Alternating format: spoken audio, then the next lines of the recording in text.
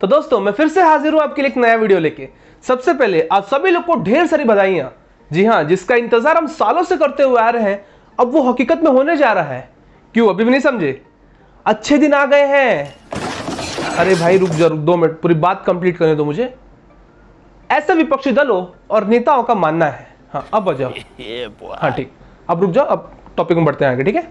जैसे कि आप जानते हैं, इंडियन रुपीस डॉलर के मुकाबले बहुत ही कमजोर होता जा रहा है और कल तो इंडियन रुपी अपना ऑल टाइम लो को भी टच कर दिया है, जो कि 77.5 रुपीस, यानी $1 का कीमत अब 77.5 रुपीस के बराबर हो चुका है। तो यही जानेंगे इस वीडियो में कि ऐसे क्या क्या कारण है जिसकी वजह से इंडियन रुपी कमजोर होता जा रहा है। तो बिना किसी देरी के वीडियो को शुरू करते हैं। मेरा नाम है साई किरण, आप सभी का बहुत बहुत स्वागत है मेरे आज के इस वीडियो में। इंडियन रुपी गिरने का सबसे बड़ा कारण है एफपीआईज, यानी फॉरेन पोर्टफोलियो इन्वेस्टर्स, हिंदी में कहा जाए तो विदेशी निवेशक। ये ऐसे निवेशक है जो कि एक देश का पैसा दूसरे देश के मार्केट में आके लगाते हैं, जिससे कि अपना पैसा ग्रो कर सके। जैसे कि आपको पता होगा 2020 में जब कोविड आया तो सारे देशों के स्टॉक मार्केट्स अपने ऑल टाइम लो में चल रहे थे, जिसके बाद ये फॉरेन इन्वेस्टर्स को एक अपॉर्चुनिटी था कि अपने पैसे को ग्रो करने का। तो ये ऐसे पोटेंशियल कंट्रीज ढूंढ रहे थे जहां ये अपना पैसा इन्वेस्ट कर सके और इनका पैसा कम से कम 3 गुना बढ़ जाए, 2-3 गुना तो बढ़ ही जाए। वैसे तो ये फॉरेन इन्वेस्टर्स बहुत से कंट्री पे इन्वेस्ट किए हैं, उनमें से एक कंट्री है इंडिया भी। इंडिया के मार्केट्स में भी बहुत से फॉरेन इन्वेस्टर्स आके पैसा अपना लगाए, जिसके बाद देखते देखते 2 साल में ही हमारे स्टॉक मार्केट ने 100% का रिटर्न दे दिया।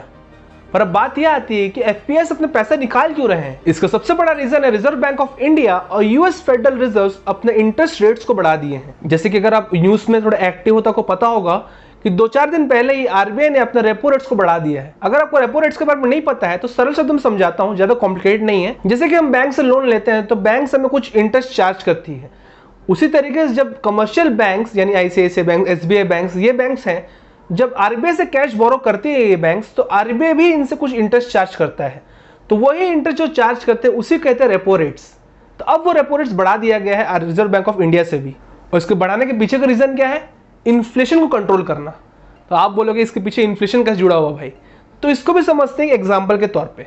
आप सोचिए अगर सारे बैंक्स अपने इंटरेस्ट रेट्स को अगर कम कर दिए तो कितने लोग चले जाएंगे उनके पास लोन लेने के लिए, क्योंकि भाई चीजें सबको चाहिए, कार चाहिए, घर चाहिए, सब कुछ चाहिए भाई, बट लोगों का पैसा नहीं है। अगर इंटरेस्ट रेट्स कम कर देती बैंक्स तो लोग चले जाएंगे लेने के लिए लोन, क्योंकि वो तो बाद में पे कर लेंगे उसको कम में ही।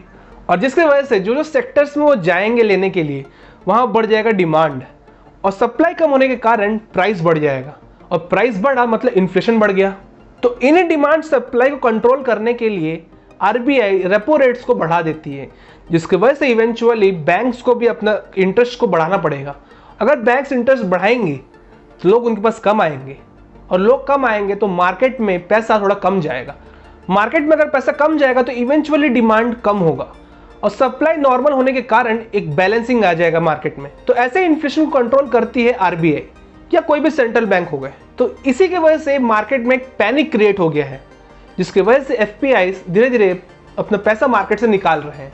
और इसका दूसरा रीजन है रशिया यूक्रेन के बीच में चल रहा वॉर, जिसकी वजह से क्रूड ऑयल यानी कच्चे तेल की कीमत बहुत बढ़ा हुआ है। जैसे कि आपको पता ही होगा कि इंडिया लगभग 85% ऑयल इंपोर्ट करवाता है अपने कंट्री में, जिससे कि वो डेली रिक्वायरमेंट्स अपने पूरे कर सके। तो सोचिए 85% अगर कोई इंपोर्ट करवाता है कंट्री तो उसको कितना पैसा देना होगा। और ये भी एक रीजन है जिसकी वजह से एफपीआईज धीरे धीरे पैसा अपने मार्केट से निकालते हुए जा रहे हैं। और इसका तीसरा रीजन भी रशिया यूक्रेन के बीच में चल रहा वॉर ही है। इस वॉर की वजह से पूरे मार्केट में एक पैनिक क्रिएट हुआ है कि कब क्या हो जाए, और कोई भी अपना पैसा रिस्क पर नहीं रखना चाहता है। तो इसलिए एफपीआईज अपना पैसा निकाल के ऐसे स्ट्रॉन्ग इकोनॉमी में लगा रहे हैं जहां उनका पैसा सेफ हो। और ये बहुत सॉलिड रीजन है कि एफपीआईज पैसा क्यों निकाल रहे हैं। विदेशी निवेशक तो पैसा निकाल ही रहे हैं, साथ में घबरा के हम जैसे रिटेल इन्वेस्टर्स भी पैसा निकाल दे रहे हैं मार्केट से, जिसके कारण मार्केट दुगनी तेजी से गिर रहा है। इस मई के महीने में शुरू होकर 2 हफ्ता भी नहीं हुआ है, और अभी से ये आंकड़े आ गए हैं कि फॉरेन इन्वेस्टर्स लगभग 6400 करोड़ अभी तक मार्केट से निकाल चुके हैं। और अगर पिछले कुछ महीने के आंकड़े देखेंगे तो 1,65,000 करोड़ रुपीस निकाल चुके हैं हमारे मार्केट से। और इतने लार्ज वॉल्यूम में पैसा निकालना हमारे करेंसी के लिए बहुत नुकसानदायक है। तो अब बढ़ते हैं अगले रीजन की ओर, जो कि है इंडिया का फॉरेक्स रिजर्व 600 बिलियन के नीचे आ चुका है। इसको ध्यान से सुनिएगा, कुछ महीने पहले यही रिजर्व था 642 बिलियन, अब वो घट के जा चुका है 600 के नीचे यानी 597।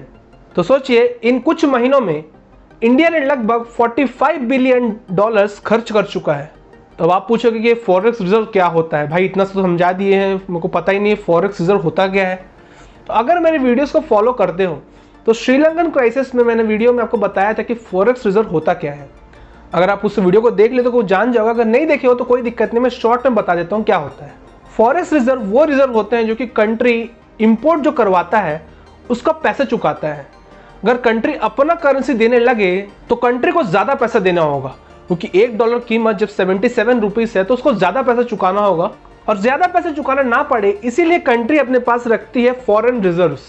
तो फॉरेन रिजर्व्स में आते हैं कंट्री से करेंसीज, जैसे US डॉलर हो गया हो, चाइना का युआन हो गया हो। तो ये सब चीज़ें कंट्री रखे रहती है अपने पास। जब भी डीलिंग करती है तो इन चीज़ों से करती है, जो कि एक सही माध्यम है, और भी ऐसे गोल्ड से भी करती है।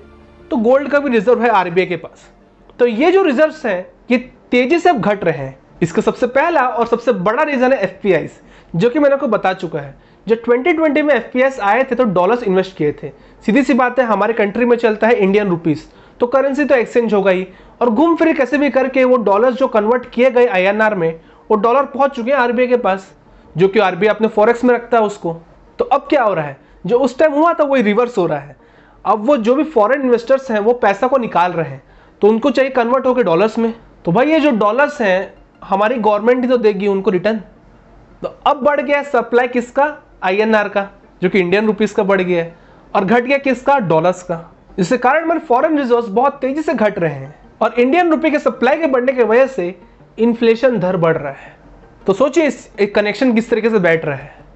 तो ये था सबसे पहले रीजन, और इसका दूसरा पॉइंट भी मैं ऑलरेडी आपको बता चुका हूँ, जो कि है हमारा कंट्री 85% ऑयल को इंपोर्ट करवाता है।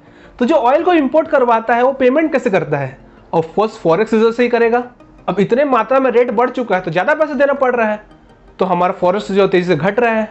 तो इसके लिए हमें रुक करना चाहिए ज़्यादा एक्सपोर्ट में। हम अगर ज़्यादा एक्सपोर्ट करेंगे तो बाहर करेंसी हमारे पास ज़्यादा आएगा, जो कि हमारे लिए बहुत फायदेमंद होगा। तो अब बढ़ते हैं अगले रीजन की ओर, जो कि है डॉलर का वैल्यू बढ़ना। जी हाँ, हमारा करेंसी तो वैसे भी डिवैल्यू तो हो रहा है, नीचे जा रहा है, बट डॉलर का भी वैल्यू बढ़ रहा है, ये भी एक रीज़न है। और डॉलर का बढ़ने के रीज़न क्या है, जैसे कि आपने देखा रशिया यूक्रेन के बीच में वॉर हो रहा है, और इसका एडवांटेज किसको मिल रहा है, USA को मिल रहा है। लोग उसके पास वेपन्स ले रहे हैं, बहुत सारी चीज़ें, उसके पास बिजनेस बहुत अच्छा आ रहा है, इसके वजह से उसके लिए वो अपॉर्चुनिटी है।